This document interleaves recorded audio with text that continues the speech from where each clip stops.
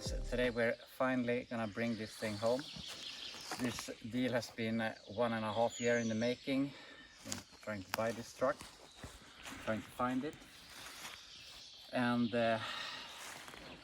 probably most of you will think I'm an idiot because I'm gonna try and rescue this thing, but those of you that are familiar to Squarebody and especially Blazers will know that this truck is pretty rare, and that's because it has 5 lug nuts. And if you know your Squarebodies, you know that if you have 5 lug nuts, it's a 2-wheel drive.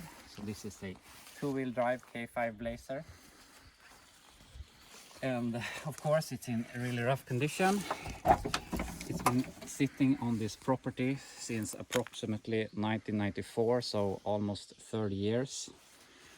And from what we have learned, it was last started like 15 years ago. And the engine is a Chevy small block that we don't know very much about. It's supposed to be high compression pistons. We can see that it has headers, aluminum intake, another block carb, and it's supposed to have a little bigger cam and some fixed transmission, but we don't really know. But we're gonna try and start it. If we can start it, we're gonna try and drive it out to the forest here, up to my dad's truck, and we're gonna load it on trailer. If not, we're gonna winch it out. So the status on the engine is that the only thing we have done is we removed the spark plugs and we put some WD-40 in the cylinders and in the carb, and we have made sure that it turns over, so at least we have some sort of possibility to get this thing running. But we're gonna get to the engine soon, because either way, if it starts or not, we have to take it out of here and bring it home. So we're gonna start by removing the wheels, and we're gonna see if, I don't think all of these have air, so we have brought some other wheels.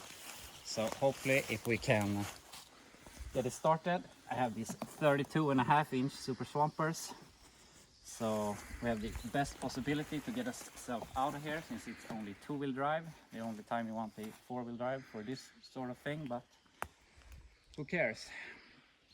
But anyway, we're gonna start removing the wheels and check if the brakes are locked, which I think they are. And we're gonna try to get them free, put the wheels on, then we're gonna start working on the engine and try to get it started. So that's what we're gonna do now. So we got it a little bit up in the air here, and amazingly, the brakes, at least here in the right rear, aren't locked. I was totally sure about that, and we even have some air. So, but anyway, we're gonna remove it. So we got the first rear wheel on here, no problems. Looks really badass. And got the other wheel off, actually came off decently. And for those of you that are thinking that this is a total rust bucket and not savable, I can at least show you that even though the frame is of course rust scaly, it has no holes and it looks really good. All that I can see, but of course the rest of the body is pretty far gone. But definitely gonna save this one, since it's a 2-wheel drive, not a stupid 4-wheel drive like every other. Also, here you can see on the ground that we have about 4 inches that it has sunk into the ground. But also this amazingly turns freely, so saves us a lot of time there. So I'm gonna put on the wheel there, and while I'm doing that, my dad is working on the engine over here, putting in some new spark plugs, and then we're gonna put on some new spark plug wires and some other stuff, and then we're ready to try and start this thing and hopefully drive it out of here.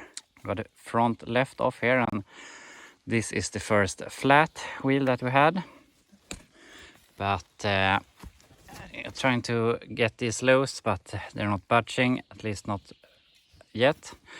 But we're gonna try and loose the bolts to the caliper, see if we can take that off.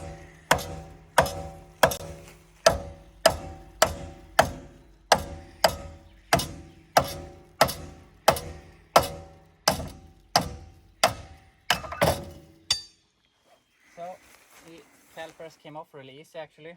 The bolts loosen right up, and actually the pads and the calipers don't look all that bad, but I don't know, probably change that in the future. So now it's gonna cut the brake lines, or the brake hose, since it's better placing that anyway. And now all the corner of the truck rolls. So now we're just gonna put on the wheels, and I brought these just to have some wheels with me with air, but since the 3 out of 4 that was on the truck have good enough air, I think we will go with these instead. Since they're a little bit bigger, I think they'll have a little better flotation here on the ground. But anyway, we're gonna put those on, then we're gonna keep working on the engine. So the upper radiator hose was cut. He said that he had emptied the engine of water, but we don't know. I really hope it's not frozen, so it's cracked the block over the years. But I guess we'll see. But at least we have a upper radiator hose and we can add some water before we start it. But not much left before we can try and start this thing and hopefully drive it out of here. We're basically ready to start. We have our temporary fuel system so we don't suck up the crap from the tank. The fuel hose, radiator hose, I mean, all the new spark plugs are in. But the carburetor is flooding from this hole here. So I think we're gonna try to take off the lid and see if we can solve that. Otherwise we have another Edelbrock with us that we can change to. So let's see if we can fix that. So I removed the lid here and this it started to move a bit, but now it's stuck in the upward position instead. And there's a pretty much junk in the bottom of the carb. So instead of messing with this, we can just put on a good one that we have that will fit right on. And we at least don't have to mess with the carb or anything. So that's what we're gonna do. We're gonna change the carb and then we're gonna fire this thing. New carb on. So now we're fully ready to try and start this thing for what we know is the first time in 15 years.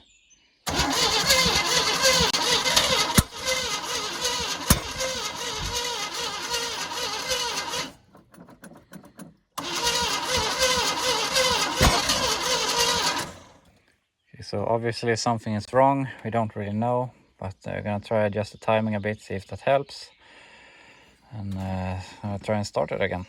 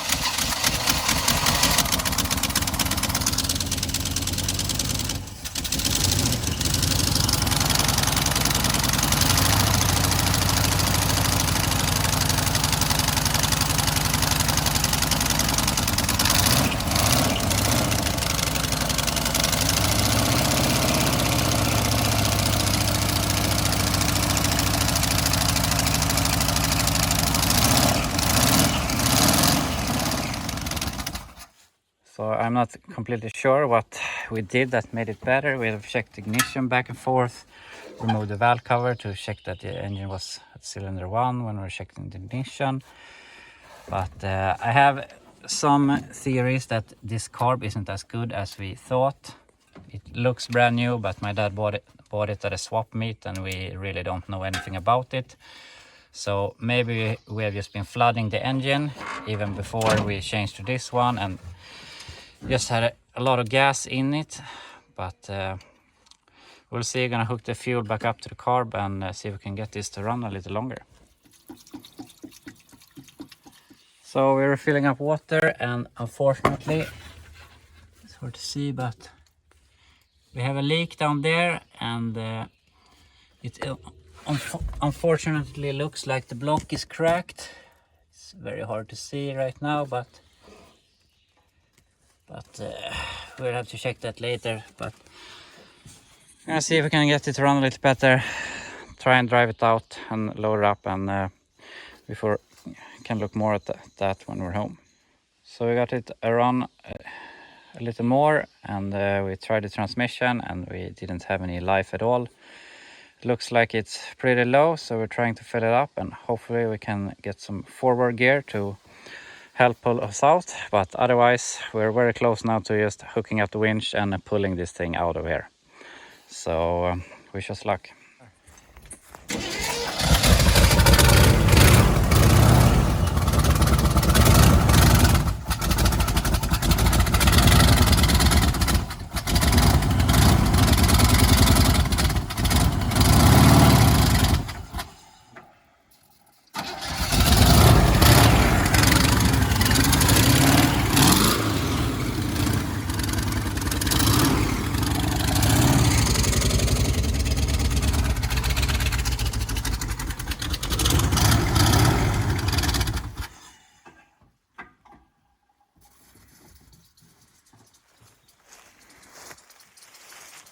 So at least it drove out of its grave.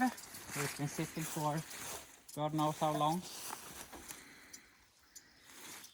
Don't know what that sound is. It's the coolant maybe. But anyway, we're gonna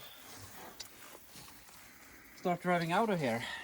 So apparently here we have our leak. It's looped the coolant lines for automatic, but we're not gonna mind that right now. We're gonna try and drive this thing. Yeah.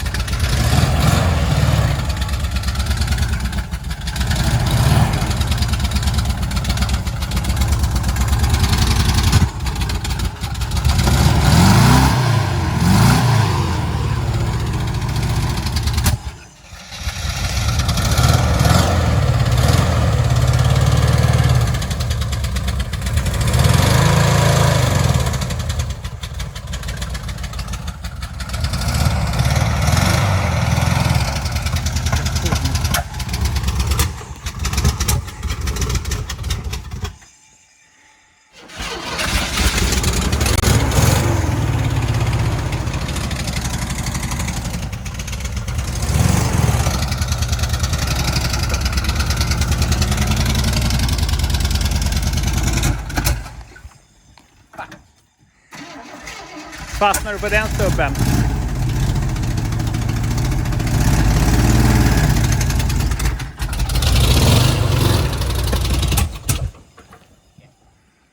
Nu kom det över i alla fall.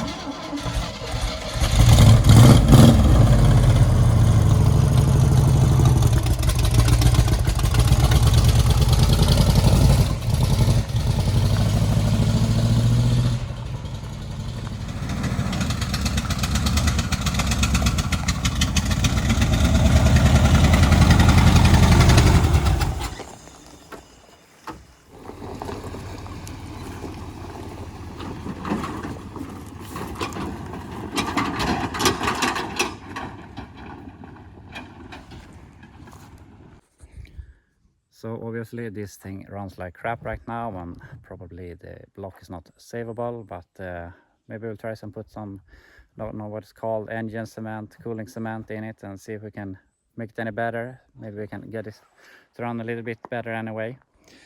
And yeah, that's about that. We managed to get it out. You can see later if the engine's toast, but I think it was a really good score. Paid around $1,000 for this thing, which here in Sweden you can't find a Blazer for $1,000. I mean, the engine is running even if it maybe it's broken, but you have a transmission, you have a complete chassis, almost. I mean, the interior is completely original except the driver's seat, and I think below these covers, I think the seats probably are decent anyway. So it's a good parts truck anyway. Otherwise, dash mint condition. So that's about that. I'm gonna start loading this thing and retrieve all our tools, and then we'll be heading home.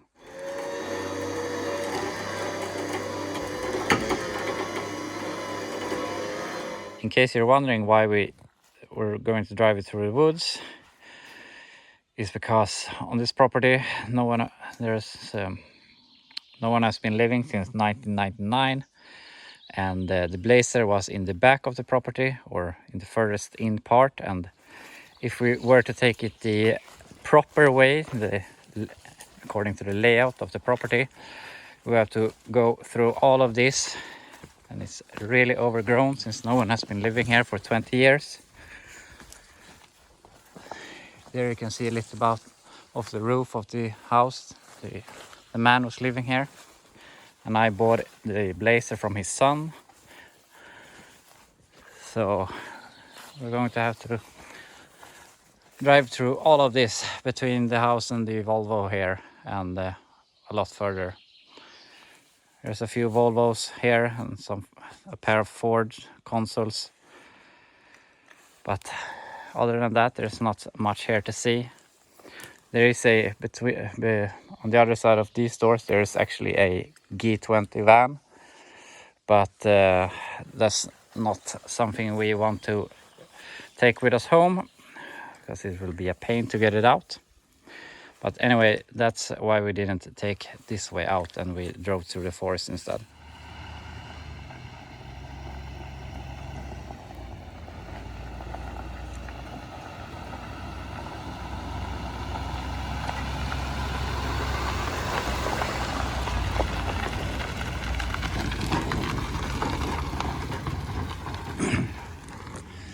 So that will be all for today. I hope you enjoyed watching us save this thing from its grave, and hopefully I will bring this back to life here in the future. And you can tell me down in the comments what you think we should do with this thing. I have some plans, what I think should become of it, but I would really like to know what you think. So put it down in the comments what you think we should do with this, and I will see you in the next one.